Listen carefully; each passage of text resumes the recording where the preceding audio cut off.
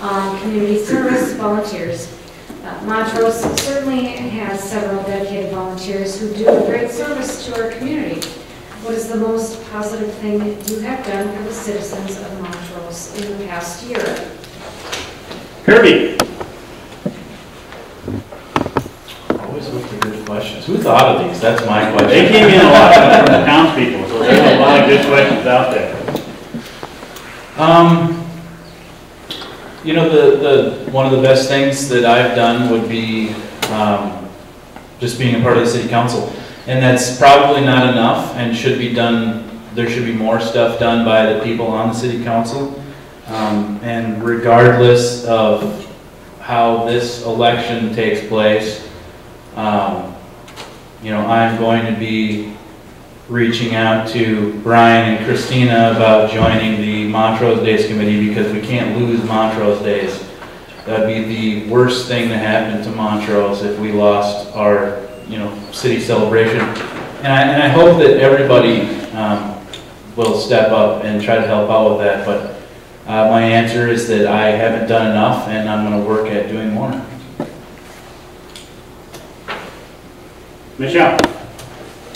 In the last year, well, since I've been council, I've brought a lot to the community. I brought the open gym. I brought, goodness, my mind goes blank then.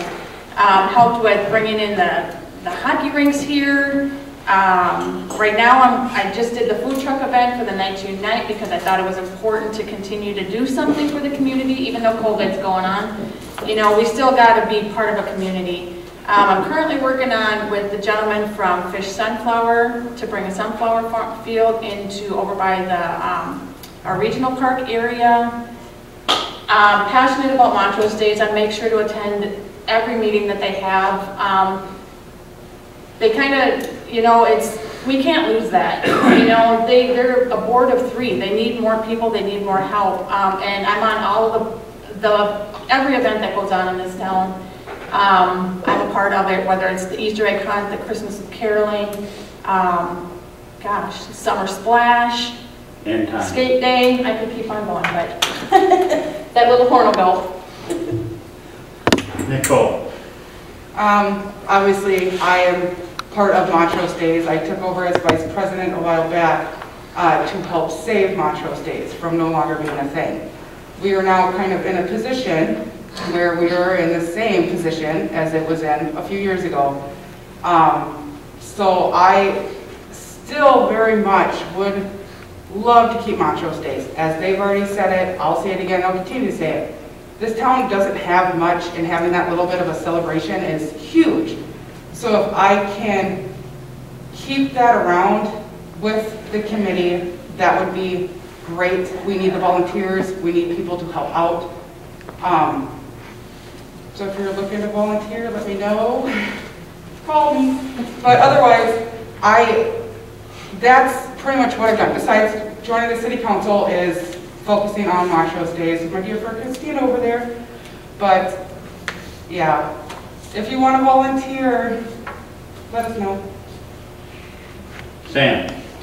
Last year I did some youth football coaching. We had a handful of kids from Montrose. It was actually out in Buffalo, but there was still a good amount of kids from Buffalo that were, or from Montrose that were there on the team. I have done work for Montrose Days Committee in the past. I do have a lot of new ideas that I would like to present to some people, so that's kind of been brewing in my head. I definitely need to get out and do more of that as far as going into the future.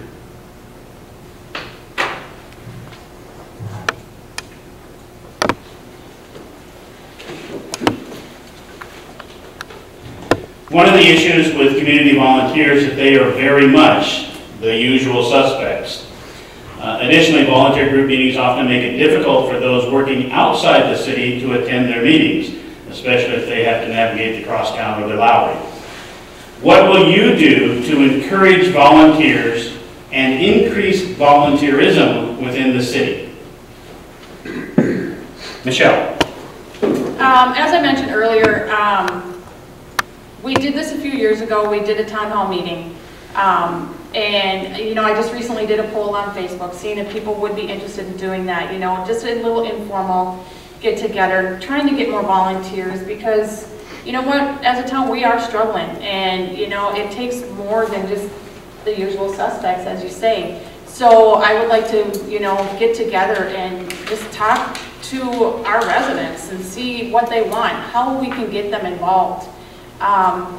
You know, all these events, we get great participation in, and it's great to have, you know, people to help us out. So I'm more than willing to do whatever it takes. My family tells me I sometimes put in a little too much, but that's because this is our community, and that's what we were elected to do, was give it everything we've got. So. Nicole. What was the question again? What will you do to encourage volunteers and increase volunteerism within the city? I guess continue to reach out. Montrose Days again, we have sent out emails to certain organizations. We have sent out messages over the community pages to help get volunteers in here. Actually, give them a little bit more detail as of what Montrose Days was. I think a few people, or a lot of people, actually have the misconception that Montrose Days is just a one-day thing, and you're there on that committee to plan that one-day thing. And then when we give them that information of, no, actually, Montrose Days is a lot of fundraising. That's how we get our money to throw Montrose Days. Then people get a little bit more informed of what it is that we're looking for. So I think as long as we're giving them that information on the volunteering opportunities, some people, I'm hoping, are very willing to help out, but otherwise, on another note, with the volunteers that we do have, our faithful ones, I love them dearly, and they are much appreciated. And they know it. Sam. Now, going back to when I joined the Montrose Days Committee, I mean, I didn't know anyone here, so it was a little scary walking into a room of, I mean, there was probably at that time 10 people, 10 people I didn't know. I think kind of the biggest way to increase that volunteerism is, communication. I mean, I simply just saw the Facebook post and said, hey, we need, we're looking for volunteers. I think having that open line of communication, whether it be social media or even just talking to my neighbors. I've talked to plenty of neighbors who want to do something to give back to the city, but either don't know how, or like I was, just kind of scared to kind of hop into the whole thing. None of these people here are going to bite you. I don't think. It's just it's taking that first step. Kind of pushing someone towards the ledge and say, okay, let's go.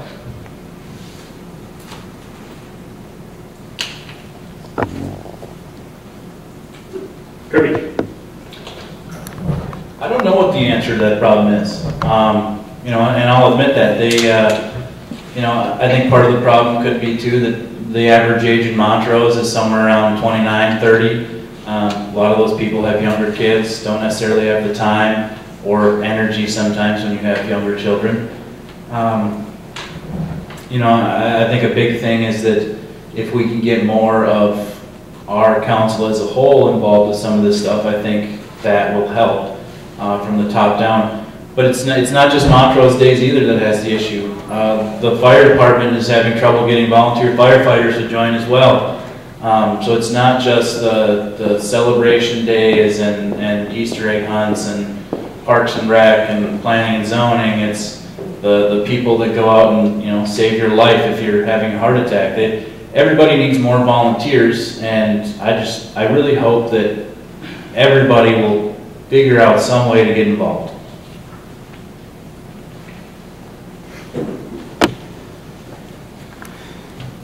Green space is an important issue for residents as well as the taxes that pay for it. What is your vision for the regional park, and what will be the impact of your vision or cost to the taxpayers of Montrose? Cool. I can honestly say I don't know if I have a vision for regional park. I do know eventually, and it had been in the talks before, once again, it's going to be a record, Montrose Days would eventually be there. So as long as we at least have that space to be able to do things like that, it's going to be very well used. Taxpayer-wise, I honestly can also say I don't know what that would look like. I know there's been some grants that can be looked into for building-wise, but that one's kind of a hard question for me, just in the simple fact that I know that Montrose Days would be a good location for that, if obviously that continues and if it ever finishes getting developed. Sam? So I think my vision for whatever green space there is, I mean, personally I'd like to see some of the smaller parks get a little love. I think there's a lot of quote-unquote parks that could, you know, use some activities for some kids. I think, you know, just in Forest Creek alone, we've got Forest Creek Park there that is basically just an empty lot, and really everyone, I mean, I've had people kind of drive by and say, well, where's the park? And I'm like, well, it's over there. I think, you know, working on those smaller ones first before we start looking into, you know, a bigger project with the regional park, I think is going to make the city a little bit better, give the kids something to do, and then, you know, as far as the regional park goes, you know, the sky's really kind of the limit there. I mean, it's a pretty big space, so, you know, I'd like to see a ballpark. I'd like to see, you know, a town team baseball in here. I think that draws a lot of fans and a lot of residents to spend some money around here. Kirby? As a city council, we need to spend the taxpayers' money in the most fiscally responsible way. If we can't afford it, if it's not in the budget, then we don't spend money on it. That's kind of my philosophy for the regional park.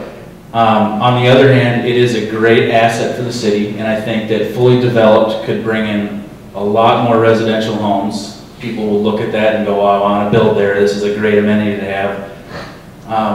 You know, and then of course more residential brings in more businesses. I also think that we need to relook at the plan for the regional park. You know, right now it's projected to have a baseball and softball field. I know Sam just said he wants to have a town team here. We have a local town team, but we wouldn't use that. We have our home field in Waverly. It would get used sometimes, but we have a field, Carver Park right now, that needs love. It needs to be fixed up. We need to focus on the stuff that we have right now and not this big pie in the sky stuff. Michelle? Go back to the regional park. When we acquired that space, we as a council, I don't remember how many years ago that was, 2013, 2014, somewhere in there, said we're not going to build there if we don't have the money. You know, we have to have the money to go. We're not going to increase taxes. We're not going to do anything. So we continue to reach out for grants. We've tried a couple times, and you know, it's tough. It's going to be even tougher now with COVID. So my plan is then that's why I want to have the sunflower field out there. It's at no expense to the taxpayers. The guy comes out, takes care of it himself, and it's, you know, it's going to bring people in here. It's going to bring, you know, many from different towns, different cities, whatever. That's, you know, we have Carver Field. You know, it's a passion for me too to continue with Carver Field because, you know, I want the ice rinks out there, but but we're utilizing other parks. I don't plan on increasing taxes for any of our parks here. You know, we just have to use the resources that we have and continue to go for grants.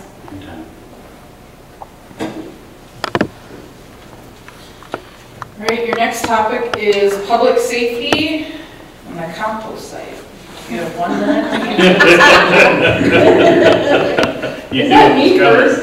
I jumped up down when my name Actually, got... Sam is first. Okay. And you get 1 minute. That's it? 1 minute.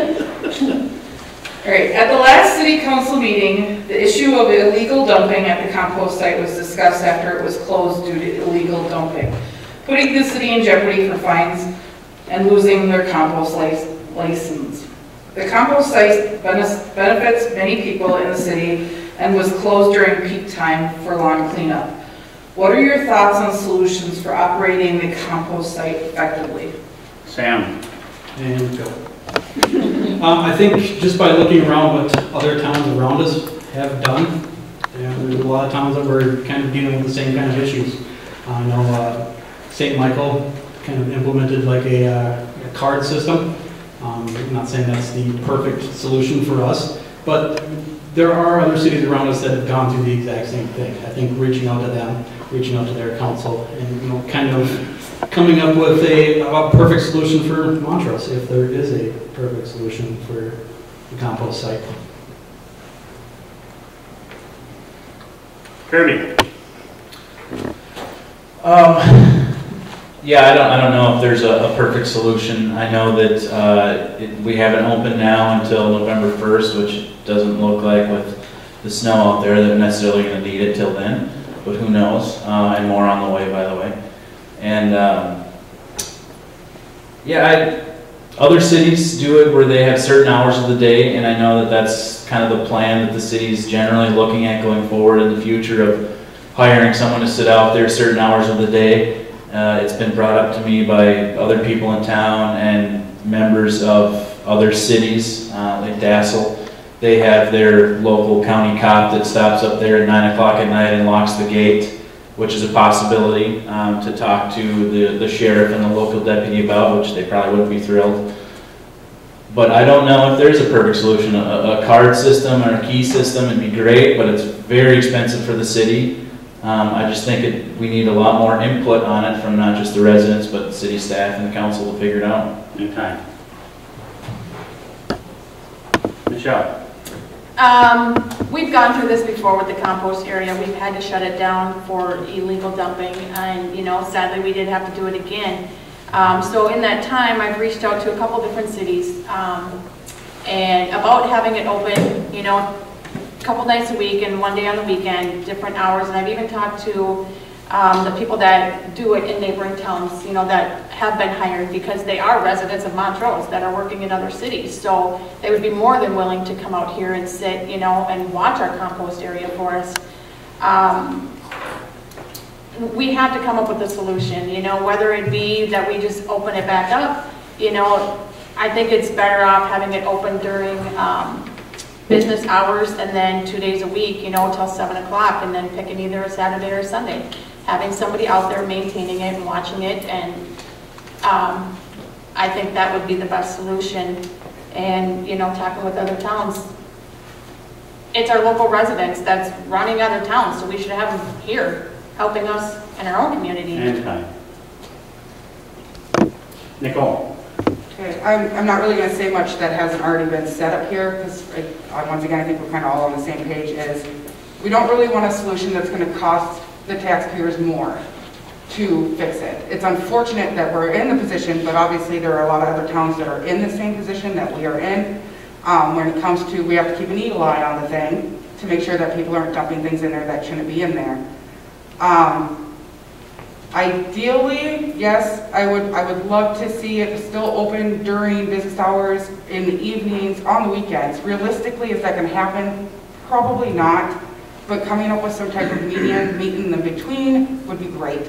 Definitely a couple nights a week, maybe 2 Saturdays or 2 Sundays a month, something. There's different things that we can toss up in the air here. We still need to sit down as council and figure that out on exactly what we're going to do. But there's ideas, and if anybody else has ideas, let us know.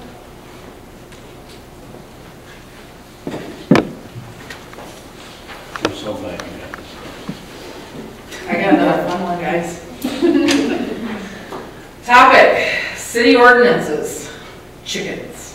1 minute. 1 minute to answer this question. This is an issue that has come up before the council before. Yeah. Some residents have expressed desire to reduce their food costs by supplementing their food with homegrown vegetables and eggs. What is your position on residents having chickens and on making garden spaces available for residents on city property? And we're starting with Kirby. Well, the garden aspect of it, there are community gardens that you can rent from the city every year to, vegetables and whatever else you need to grow there. So if you want a plot at the community gardens, reach out to City Hall and you can get on the list for next year. In regards to chickens, as long as we have an ordinance that is similar to what Delano recently passed. I think that chickens are fine. I'm all about small government. I don't want the government controlling my day-to-day life of what I can or can't do, every little thing on my property. That's kind of where I sit on it. If you don't have roosters, if you want to have eggs that you can have in your just access to all the time, I say if we can come up with a good ordinance like Delano did, that I think it's a good thing that we could pass, and we wouldn't have to hear about chickens every year. So I say pass it. Michelle? Community gardens are over in the regional park area. We have plots over there that you can absolutely go get. We've had them for a few years. That's one of the things we have at the regional park, you know, and that's at no cost to the taxpayer. Well, the plot costs $20, but for chickens, I did go sit on the Delano's city council meeting and to kind of listen to what they were doing with, they have a good ordinance in place. So, you know what, I'm all for the chickens. I've said it multiple times. I had neighbors when I first moved here who had chickens. I didn't even know they were here. So I don't eat chicken, but whatever. You know, if you want to have a chicken, you want to get some eggs, I don't have an issue with it. Delano City Council, you know, is very informative. They got their ducks, their chickens in a row, I should say. You know, so it's a great ordinance. So you know, why reinvent the wheel? You know, they pretty much put an ordinance in place. We can absolutely pair up with them, and you know. And time. Nicole? Super excited about this question. Getting the snake. Yeah, snakes. I've always been saying that I would totally love to pass an ordinance in town for chickens. I love chickens. I've always wanted chickens. Not all people use them for gardening. Some people need them for snakes. But I'm just saying that I think having chickens in town, I would totally pass it in a heartbeat. As long as, yes, no roosters. There's obviously some guidelines. With Delano, I have yet to see the full length of their ordinance, but I hear it's a very good ordinance. So maybe being able to reference that, maybe we can hopefully get something in place. I know I would thoroughly enjoy it, but that's just me. Yeah, And Sam? Yeah, no issues with chickens. I mean, if the ordinance is good, you know, what you want to do on your private property is, you know, that's your property, that's fine. I got no issues with chickens whatsoever. As long as you bring me some eggs. Oh. I think that's called bribery right there.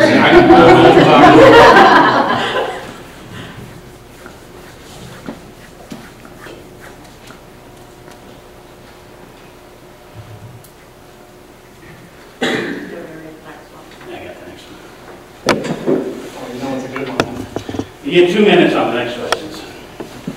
This is on city planning and infrastructure plans and costs. 2 minutes to answer the question. The city of Montrose has an aging infrastructure. The Capital Improvement Plan, or the CIP, lists $6.4 million in infrastructure projects scheduled over the next 2 years. Given the city's $4.4 million budget, what's your plan of action to complete these projects without significant assessments to property owners and significant increases in overall city property taxes? And Michelle? The next projects that we have coming in hand is, many people know, is the 2021 project, street projects, which we just added the First Street. It is something that needs to be done. It is something that we are working on, and you know, there's changes to it every time we meet to try and save the taxpayers some money. Anytime we've done major projects like that, you know, our street, roads, whatever, I am not in favor for assessing the homeowner. So, and I'm going to stand by that one in this project coming up too. It's, you know, we all use the streets. It's not fair to put that on one home, one person. You know, it's, as we said, you know, we talked about it earlier, with COVID, people can't afford to, you know, have their home assessed for $30,000 for a street project that's going on when everybody is a part of that. So, you know, the best way for us to do that is that's what they pay their taxes for in the first place, is for stuff like that. And as a city and as a city council staff, whatever, it's our job to work that in our budget you know, so that we don't have to assess the individual. Nicole? Yeah, I actually completely agree with everything she just said. I think that we probably have to take a look at what is necessary, what needs to get done. Assessments, no. I've never been for assessments. I probably never will be for assessments. It's just, I don't think it's fair. With the projects that are coming up, and yes, this is horrible timing. The 2021 project is a big one. We still have a lot to look at with that project. But, and I lost my train of thought. There was something there.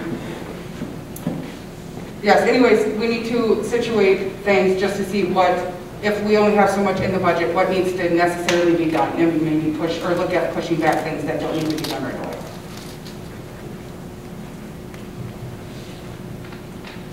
Sam? Well, I'm definitely against any kind of assessment. Putting that on, just a certain number of people just doesn't make any sense to me.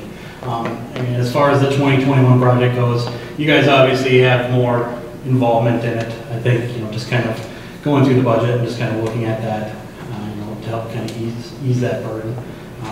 That's really all I've got.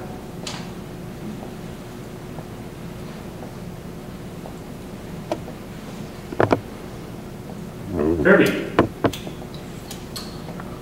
I'll mirror everybody else, and I've said it in meetings too, that I'm not in favor of assessments. To me, it's the city saying that we're not budgeting for it and we're going to just ask you for more money.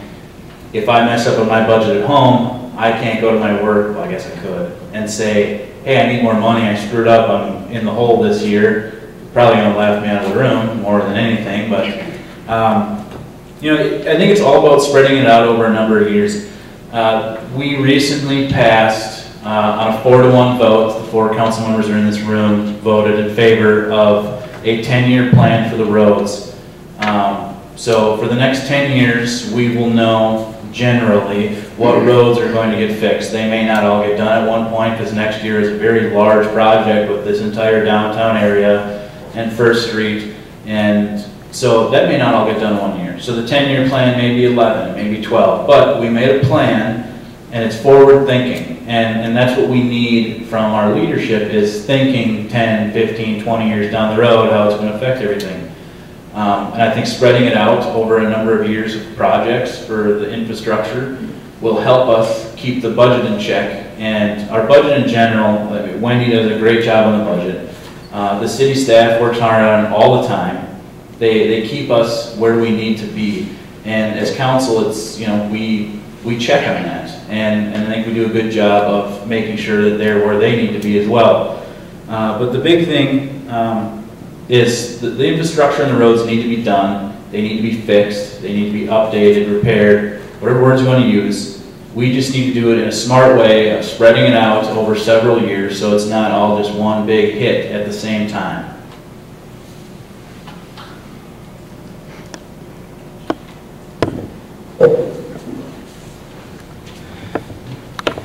The capital improvement plan lists $7.8 million in water system projects that have been postponed or tabled for the past 2 years, pending Minnesota PFA funding, or water fund availability for projects. This is in reference to putting more water in the air or a new treatment plan for iron and manganese removal.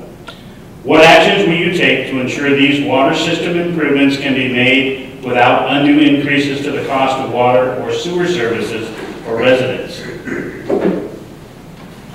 And Nicole. I honestly know very, very little about that, so I don't really have much of an input on it, but it's something I will definitely look into to hopefully get an answer for you. I really don't have one at this time.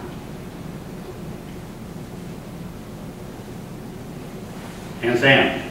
Yeah, to be honest, I can't answer that question. I don't know enough about it to actually sit here and look you guys in the face and say, yeah, this is what I'm going to do if I don't know enough about it. I'd like to research it before I come up with some kind of answer for you. Kirby. So last year we approved a water meter charge of $4 a month. And that is going in our budget for improving our water and sewer system, I believe, if I'm correct, right? We added a fee of some sort. I'd have to look at what it was, but it's being budgeted for. But it's something we need to look at, because our sewage system, it's sludged up right now. The city's having to pay all this kind of money to clean out our sewage that has been built up for years on end, and I've been told it's very enjoyable if you go and watch it or smell it, if you would like to go out there when they do it. A big part of keeping some of those costs down is also adding homes and businesses. If we can spread out what the cost of all this stuff is, we're going to be able to decrease what we can charge people. And, you know, obviously if we add more homes and businesses, we're going to have to increase the size of our water and sewage capacity that we have. But as long as we do it smartly and we are fiscally responsible about it, I think that we're going to be just fine over the coming years to kind of tackle this project. And Michelle? Our wastewater treatment plant is actually got many years and many gallons that we can still add to it. We're a long ways away from actually using up what we already have. Our sewage that Kirby has mentioned too, we have been working on it, and it is all actually kind of weirdly in bags right now, waiting to be taken to Buffalo. It's all been taken care of. Our public works director has been on top of that, as well as the manganese issue. Public works director is out, you know, that's his thing, and you know, I can trust into that because we're not water experts, we're not sewage experts. That's what Wayne is for, and he is, you know, checking into all that, and he brings all that information back to us. So we have our new wastewater treatment plant that's over, you know, in the Pheasant Ridge development, which, you know, we're going to be taking down this one that's right outside this building. So there's always a plan in place, and you know, you just got to kind of trust in your staff and as to what they're doing and keeping us informed. And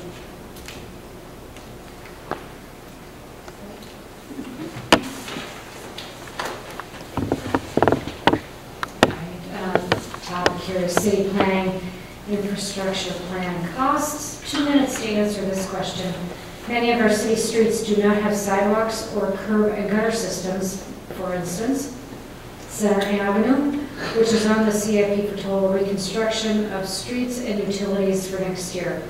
What is your vision for the city of Montrose regarding accessibility, i.e. sidewalks, watershed management, and city streets, and how do you justify the cost of assessments or tax increases to residents with respect to the benefits of such improvements? Really long-winded. It is. And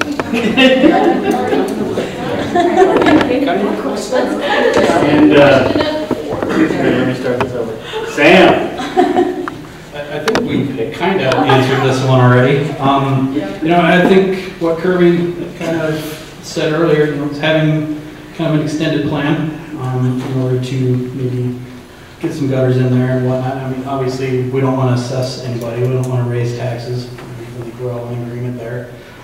But I think, you know, just having some forward thinking and, you know, just being, I hate using the term fiscally responsible, but I mean, that's kind of what we need to do. I mean, I would like to see some sidewalks in here. I think it's kind of a must for moving around the city. I think it would make it a little bit more, I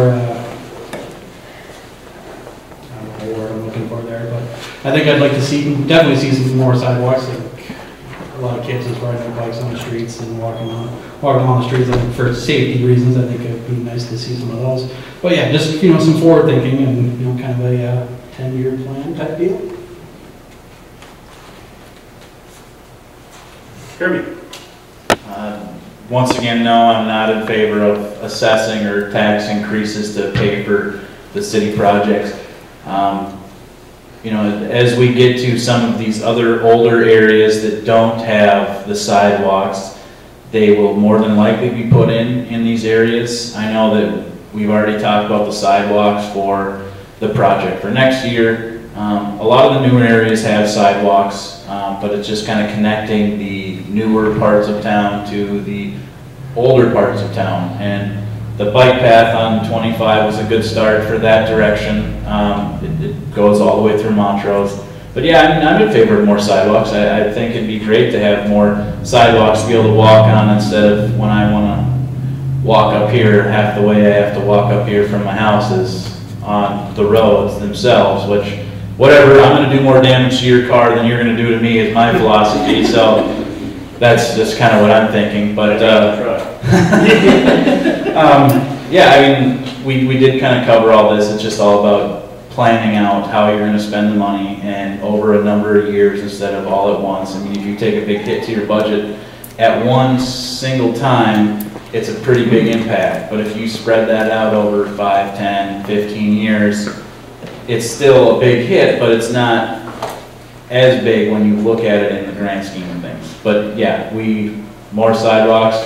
I'm all in favor of it. I'm glad we're going to do curb and gutter on these older parts of town. Michelle. We'll go back to the 2021 project, which we have a meeting on that, I believe, on Monday. And we talked, it depends, you know, when you said Center Avenue, it depends on if you're talking about north or south. So the north side, Center Avenue, there was sidewalks talked about putting over there, which would be over by Carter Field. In my opinion, we don't need the sidewalks over there because there's just not enough traffic. It's just a little tiny one strip, you know, and that's just an added expense to the taxpayer. That's not needed. Sidewalks are a good thing, but we have to look at where we're going to put them and why we're going to put them where, you know, it's recommended to do so. And that, you know, in my opinion, that it's just not needed over in that general direction. The same thing, you know, there's this little horseshoe area that's out here that's part of the project too. It's things that we have to look at. Yeah, we need to improve our streets and curb and gutter and all that kind of stuff, but we have to really look at the actual project in itself and what we're doing with that project. And expanding it out, I'm not for assessments. I've said that before. We did a project, oh, when did we do your project? 2016, something like that? 2016, I think, or yeah, you know, 2016, end of 2016. Over by the Dollar General, we just, you know, did all new streets over there, Garfield, South, Fairmont, all that kind of stuff. And we did not assess that development either because it needs to be spread out amongst all of us. You know, we all use those roads, and putting that burden on, you know, individual homeowners is just, in my opinion, it's just not fair. And Nicole. On the sidewalk gutter issue, I think there's multiple factors. Once again, the 2021 project. I'm a walker myself. I like to get out and walk. Yes, having a sidewalk is fantastic. I think, and when I say multiple factors, is how often that road is walked on, or how much traffic's on that road.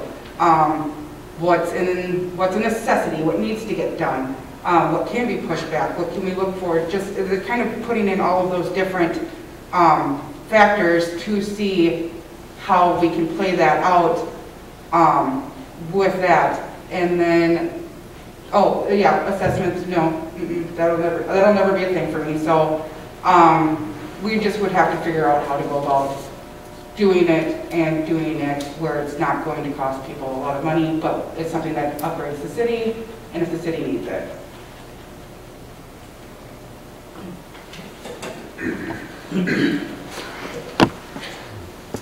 Right.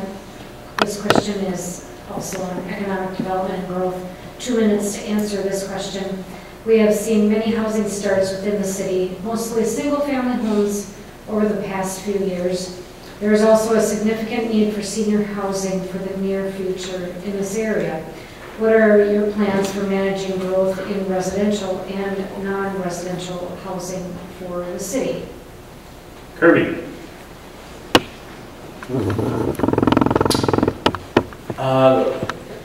The senior living, as far as that goes, it's generally up to the developers if they want to put that in. I mean, I would certainly encourage them to put in, you know, some sort of senior living when they have their new areas, and there's talks that potentially the preserve could have some senior living out there, and I mean, those will fill up right away. There's always need for lower income senior type living facilities. There's just not enough of it, especially with the budget that they have to live on themselves for Social Security.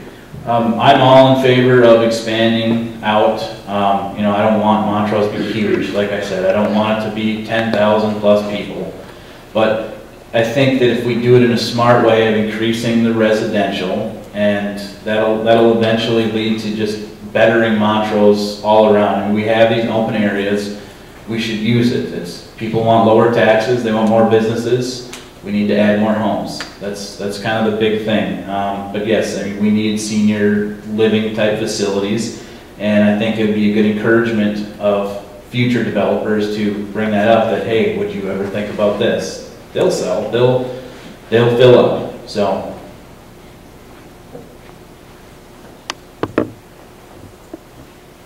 Michelle? With working with the preserves, we acquired that property back years ago. And we do have a developer that's working with us right now, and it could potentially be senior housing. I do work in senior living facilities, so, and it is needed, and it would be nice to see it out there. There has been talk too about, you know, a little strip mall, kind of keeping it like a, you know, a little home area, which will bring in, you know, businesses and stuff and keep taxes down. We still do have a few developments out here that we can bring in residential, which is always good. Once, you know, the 2 developments we had, they went booming just like crazy. I can't believe how quickly Whitetail filled up. I mean, it was a blink of an eye and they were full. So I'm all about, you know, continuing working with EDA, getting more work on the preserves actually. That's quite a bit of space out there where we can get the senior housing, maybe a little mall. Who knows? You know, there's always potential for something. Nicole? Yeah, the possibilities of that is almost endless. Definitely, if we ever got any senior housing in here, there'd definitely be no problem filling it.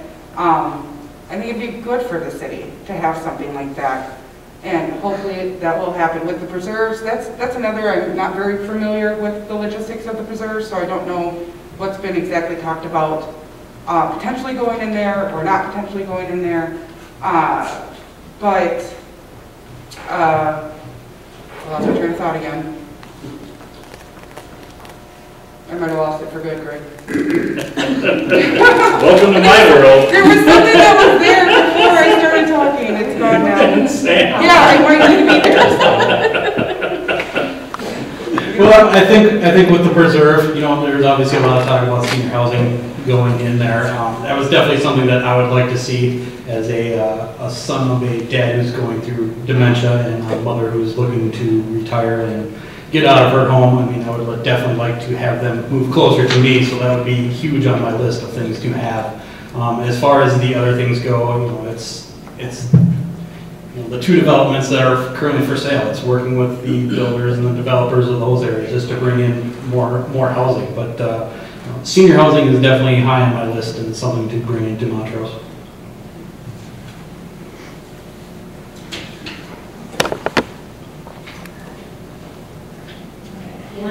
One minute for this question. Actually, we'll give it to if they need it. Oh, okay. That's so nice of you.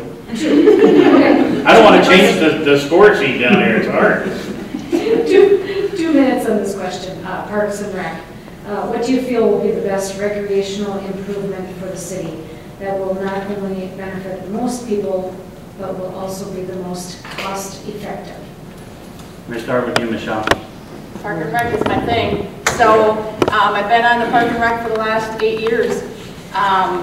Right now, I've actually worked with the commission members to bring in, we have one of our commission members that worked very hard on bringing in soccer club for residents and keeping it at a very minimal cost. I mean, all we had to do was we had a field out there, brought in some soccer nets, and twice a week, 3 times a week, You know, we had kids, multiple kids, you know, different age groups.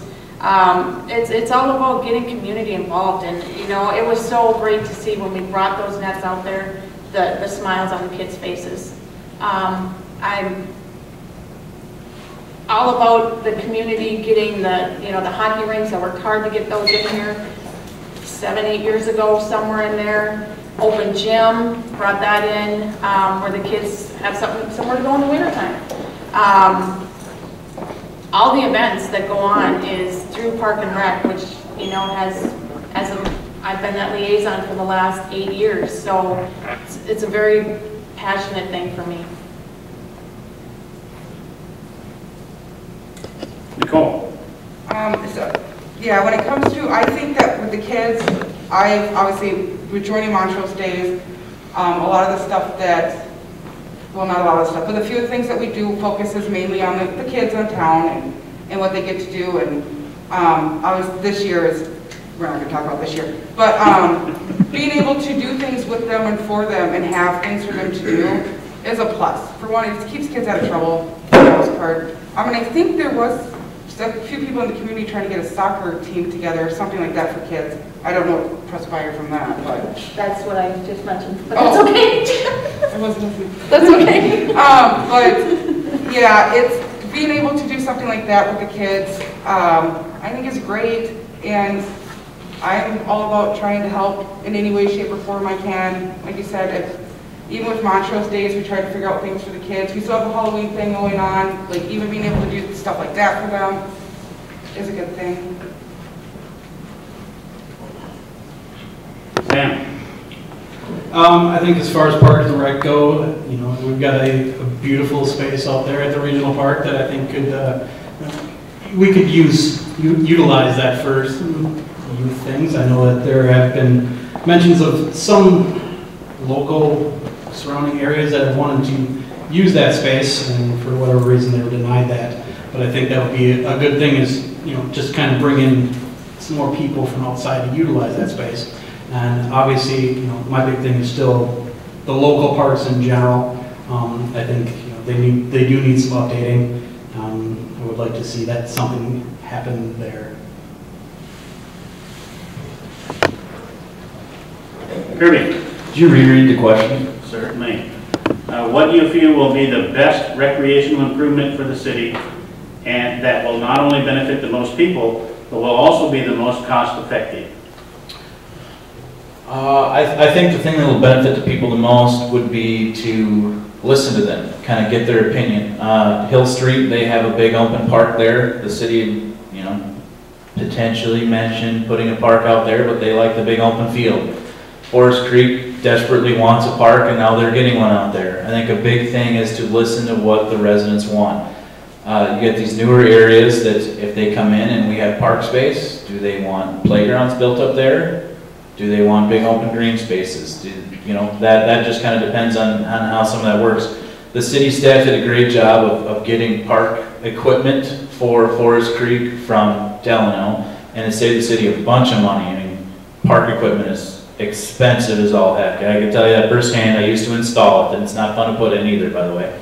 You know, it's just kind of doing it in a smart way, but the big thing is just to listen to what the residents want in their area. And I think that we also could use more commission members if people are interested on the Park and Rec, so that we can, you know, keep expanding some of these things. We can have more perspectives. Right now they're a commission of 3, right? Correct. And they can have up to 7. And I just think the more input that we can get from people in Montrose will really help us.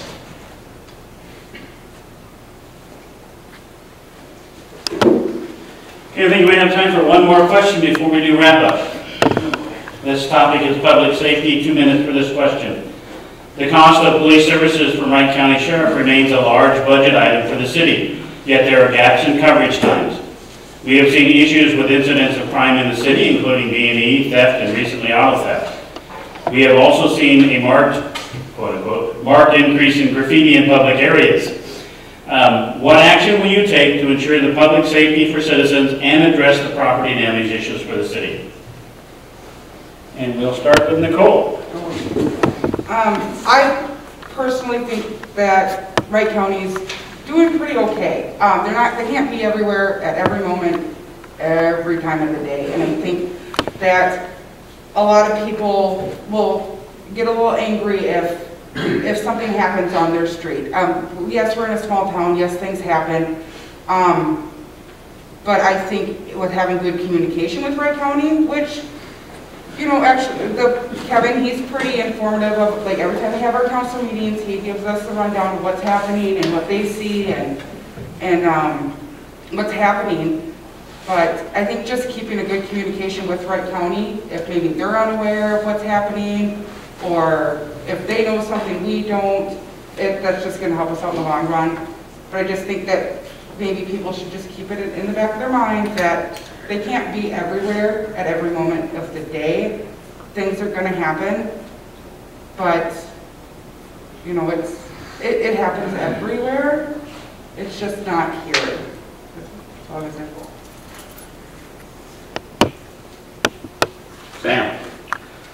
So I think, you know, with the recent crimes, if we want to call it that, you know, I think one of the big things we need to work on is communication. You know, a lot of this stuff I find out just by looking on whatever Montrose community page that somebody posted. You know, I think having a communication with your fellow neighbor and say, you know, just reaching out to them and say, hey, you know, I saw something, or, you know, I don't like using the phrase, if you see something, say something.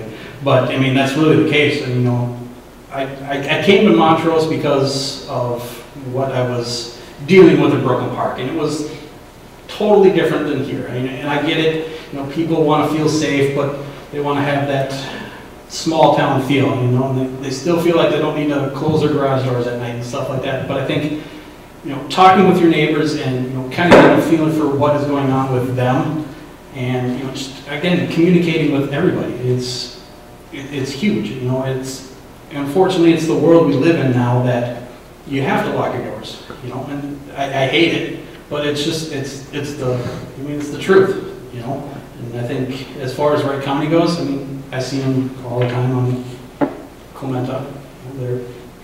They're getting ready to nail somebody for doing 35 and 30, but that's another topic, so. Kirby. I hope I don't lose too many votes by saying this, but some crime is going to happen. We're not going to live in a perfect society where the cops are going to catch every possible thing before it ever happens. I believe there was a movie about that using psychics, but yes. You know, I've talked to deputies and officials higher up in the Wright County Sheriff's Office, and they've told me that Montrose is average and even in some cases below average for overall crime rate compared to the rest of the cities in Wright County. Whether that's backed up by statistics, I don't know. That's just what they've told me. You know, a big part of it too is just listening to the information that we're given. I feel really bad. I feel really, really bad for the people that had their cars stolen. You know, I hope no one has to go through that. But at the same time, we were told several months ago that there's these gangs coming from Minneapolis that are breaking into cars, breaking into houses. There's an issue in St. Michael where they literally just clicked the button, walked into this person's house when they were sleeping at 3 in the morning. And Kevin sat here and told us, make sure your vehicles are locked, take your garage door clicker out of your vehicle if it's sitting outside, make sure the door from your garage to in your house is locked. You know, it's just those little precautions that if we take those, it'll get rid of some of those incidents of, you know, and you know, some of these other things where, you know, the kids are vandalizing out at the Frisbee golf course. Some of that too is just if you see something, we don't necessarily need to bring it up on the Facebook page, but call City Hall, let them know, let the Sheriff's Office know. If you know who it is, tell their parents so their parents can discipline them appropriately at home. It's just kind of watch out for your neighbor. Michelle. Coincidentally, I have been communicating back and forth this last week or so with Sheriff Derringer, on the stuff that is going on here in Montrose. Whether it be the vandalism one that's over in Rockbrook, the houses being stolen, the house across the street being robbed, disc golf course, whatever it may be. And in that communication, that's what it's all about, is keeping in contact with those that are in, you know, the higher ups. We talked about the gap in coverage, and, you know, I did ask him, you know, what would it take for us to change that, you know, to get that later hours, you know, because that's when stuff is happening, is, you know, early morning hours, 3 to 6 a.m. Sadly, that's when the kids are out. I don't know what the parents are doing, but that's when the kids are out. We've all seen it. And so we need that coverage. And, you know, like I said, I have been in conversation with Sheriff Derringer this last week on what we can do. And, you know, we're hoping to bring, you know, some kind of solution to the council in November for discussion, how to change the hours. You know, we have to look out for each other. Watch your neighbors. If you see something, say something. You know, if you think it's minor, they're okay with you calling. You know, call that non-emergency number. They'll be out here, they'll check it out. So we just all have to be diligent in watching out for each other. Thank you. And now we'll do wrap-up. Please take 2 minutes to give us your final wrap-up statement directed to the voters in Montrose. And we'll start with Sam. Once again, you know, I chose to run for council to be, well, mostly because, you know, this is my home now, and I want to make a great place for, you know, my wife and to raise my daughter. And I care about this community a lot. In just a short time, 4 years, I mean, it literally feels like home to me now. You know, my neighbors, we go on vacations together and stuff now. And we're not neighbors anymore. We're family. You know, and that's what I love about this community. You know, and it pains me to see people say that, you know, things like, well, Montrose is turning the crap. Well, you know, it is what you put into it. You know, and so that's why I'm up here. I'm up here to make Montrose a better community for other people to live in, not just myself, everybody. You know, and I think that's kind of what we all want with this community, is to have that, you know, hometown feel where everybody looks out for each other.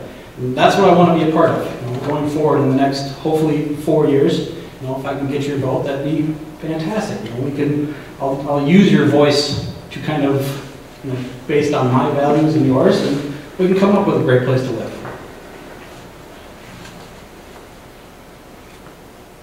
Nicole.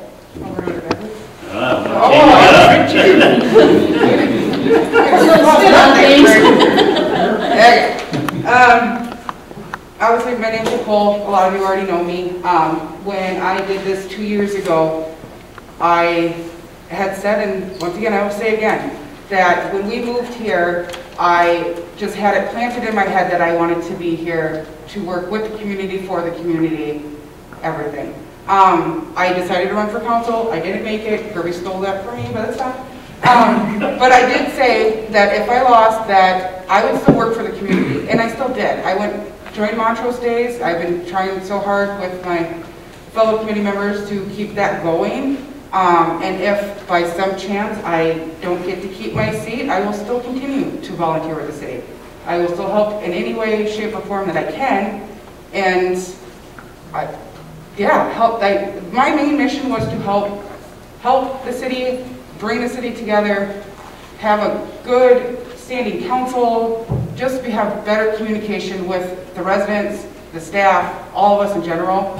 So hopefully I get to be a part of that still, or since I just kind of dipped my toes in, but yeah, if you choose to keep me around, I will be much appreciated. But if you don't, I will still be volunteering with the city every opportunity I get.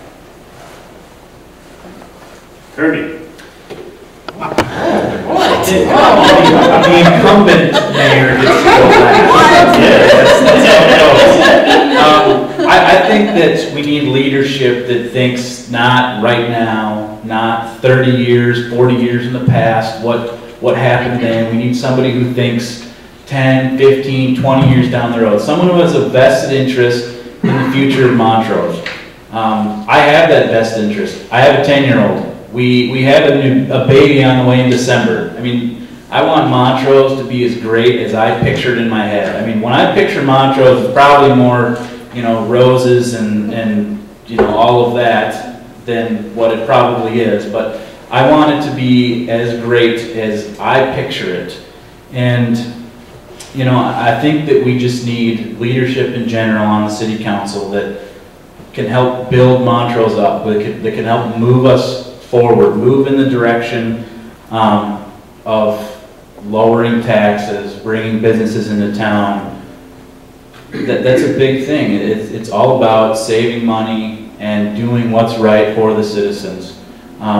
As mayor, I'll be available 24/7. I just got a phone call last week from someone at 2 in the morning, and we were on the phone until 4:45. I mean, I'm working during those hours, so I'm free, but other people are sleeping. But I mean, I'm available in those kind of weird times that some people aren't. You know, and I know Michelle takes calls at all times of day, and it messes with her sleep schedule, and I'm sure her husband's not enthused when he gets the phone call at 3 a.m. and it wakes him up. You know, I wouldn't be either. It probably drives the dog nuts. You know, but I want to fight for every citizen. Whether you vote for me, whether you vote for Michelle or Lloyd, you know, I'm going to work for you the same as I'll work for somebody who votes for me. So that's why I want to be your mayor. And Michelle. I've been a resident of Montrose my whole life. I volunteered before I was city council. I volunteered obviously as council, as mayor. I've brought many things to the community. You know, I make it a point to continue. I have grandkids here, you know, that we're invested for everybody. I just have a passion for Montrose. You know, whether I am chosen to continue to do this, I'm still going to be here. You know, city staff knows it. I'm still going to be here. I still, you know, if residents have questions on anything, and if I don't have the answer, I'm calling them. I can be a pain. You know, I talked to Wendy right before this meeting. Hey, did you get this email? How are we going to take care of this? You know, we have to be available all hours, every day, 24/7. And, you know, that's what you elected us to do, is to be here for you. So, you know, that's just, I've always had the passion. This is my hometown. This is it. So, you know, whether you vote for me, you vote for Kirby, Lloyd, anybody, you know, you're going to get a good group, no matter what you do. You know, come, what, week and a half? Something like that. So, we're all here to help you. You know, we've all got a vested part in this community, so.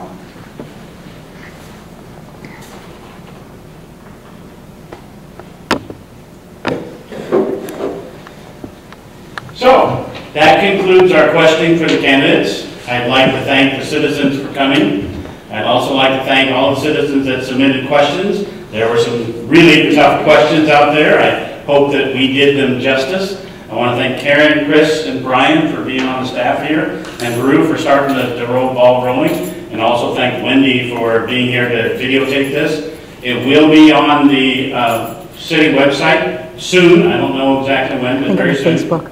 Pardon? I think it's going to be on the city Facebook page. On the city Facebook page. And YouTube. So on YouTube, so you can see it there. But again, thank you everyone. We're going to have about 30 minutes or so where you can mingle and ask any questions that you have of the candidates that were not asked in this forum. And I remind you that we do need to wear masks for that mingling. Thank you very much. I appreciate all your time. Thank you.